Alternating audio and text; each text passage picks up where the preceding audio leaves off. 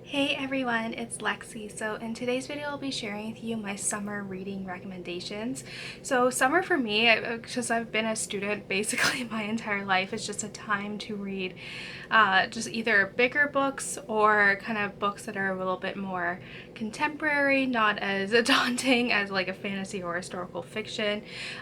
So I just like summer is a good time to read just kind of like fun books. So I have some here that I feel like fall into that fun summery kind of reading category, and then one that embodies the summer heat and kind of has that atmosphere, but I found it to be very stressful while reading. So you can kind of read ones that are kind of happy and those that are stressful as well. So yeah, without further ado, let's get started. So this is a kind of magical realism contemporary story that I read several years ago now. I think I read it back in 2014, 2015, so it has been a while since I've read this, but even till this day, even though it has been like 8 years since I've read this, I still always think of this author or this book in particular when it comes to like summer reading recommendation videos. So this one is The Peach Keeper by Sarah Addison Allen. This author in particular, because I feel like her books mostly take place during the summer and they have some sort of magical realism to them. I feel like this author in particular is like a good one to kind of gravitate towards during the summer months.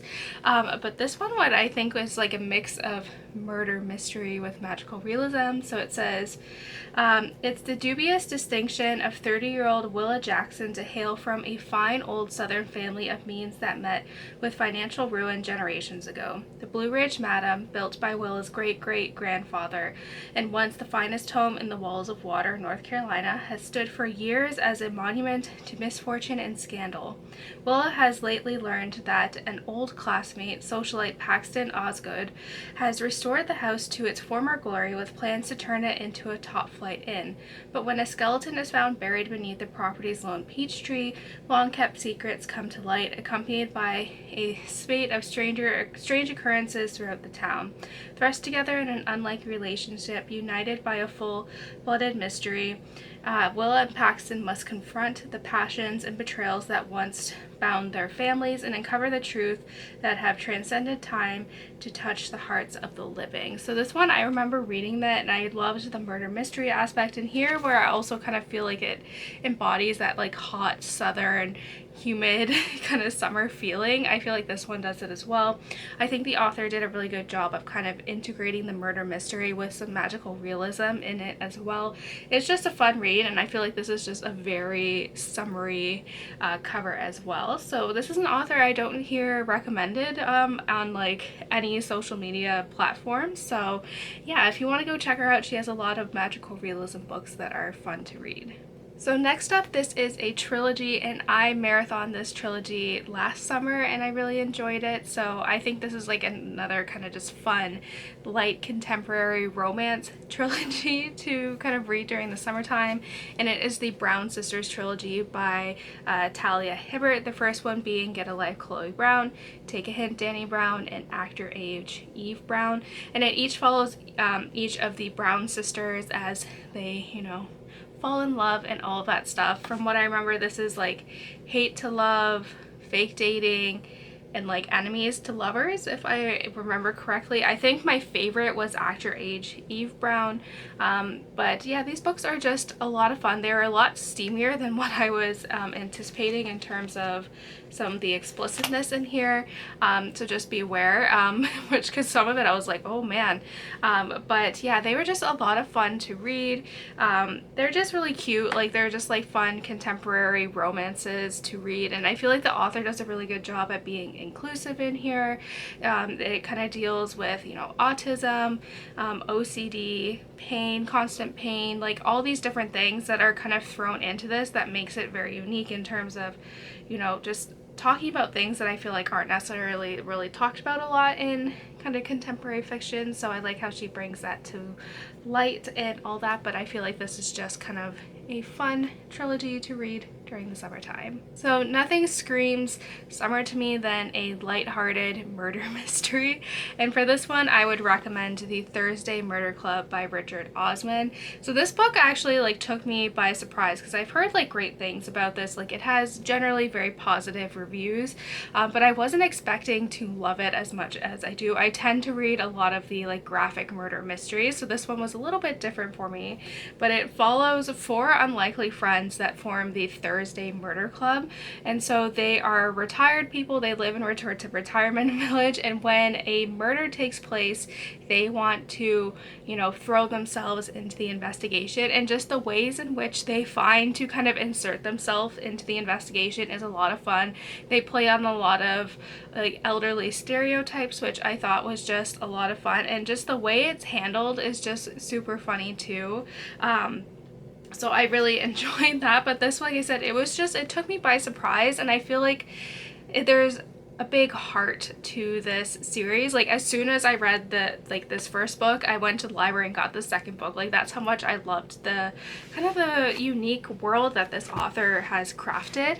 And like I said, it's a little like there's a lot of humor thrown into this, but there's also some, you know, dark subject matter in here, like suicide and mental illness and all those things. So I feel like although it is lighthearted, it does tackle some dark subject matter, but I feel like it does it in a way that it's not too heavy, but it can still be impactful too.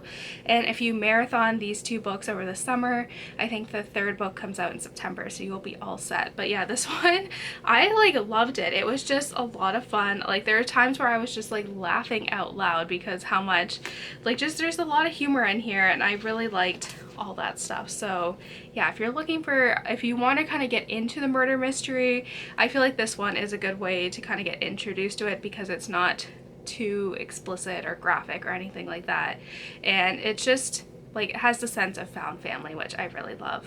This is another romance book. I've been reading kind of more into the romance genre over the past year or so. This was a book that my friend, my lab mate, actually recommended to me, and I really liked it. And it is People We Meet on Vacation by Emily Henry.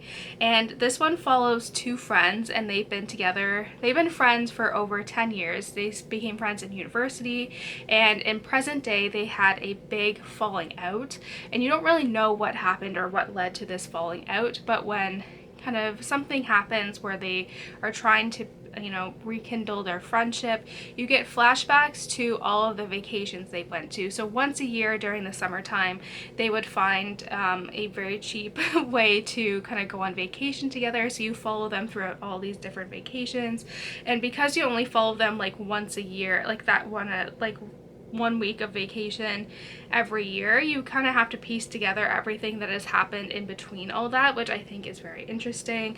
I thought Alex and Poppy were just a very cute couple, and I felt like a lot of their conflict was kind of well deserved.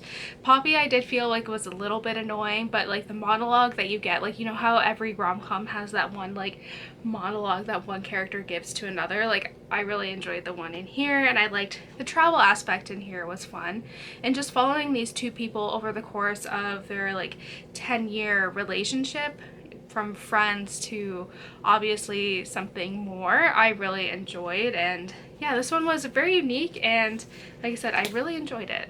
And so lastly, the ones that I've recommended so far are the lighthearted kind of, you know, unique, fun summer reads that I think a lot of us think about.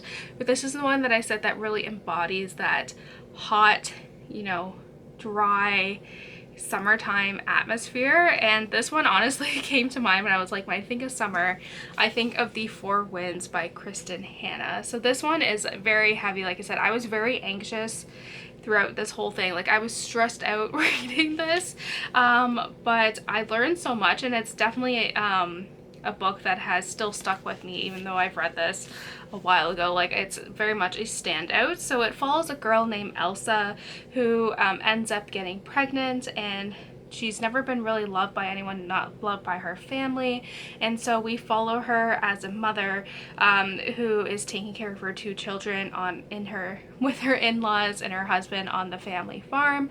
And this is kind of going on during when the Dust Bowl hits kind of the southwest region of the United States. And what I think is interesting too, like I said, from a historical standpoint, I feel like I never really learned about this era in American history because it kind of coincides with the world wars, and so I thought that was really interesting too, within the Depression as well.